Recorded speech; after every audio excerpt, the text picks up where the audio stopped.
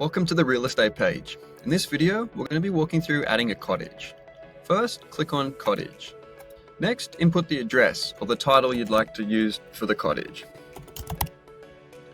Next, input the current value of your cottage. You can then input the growth rate, meaning what you think it's going to grow by year over year throughout the length of the analysis. Next, if you have a remaining mortgage on the cottage, you can input the details there. If you no longer have a mortgage, you can leave these input fields blank.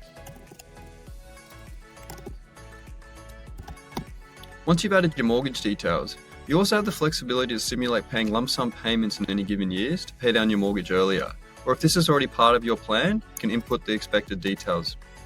Simply identify yes, and pick the year you'd like to put a lump sum payment, whether it's multiple years or a one-off. And finally, indicate what your plans are for the cottage. If you never plan to sell, select no. Or if you do plan to sell at some point in the future, select yes. Select the year that you want to simulate selling, and this can always be changed at any time. You will then need to input the original purchase price of the cottage and input any capital improvements that you've put into it along the way. This will allow our algorithm to accurately calculate the taxes at the time of sale. Once all required fields are completed, select Save or Add to continue.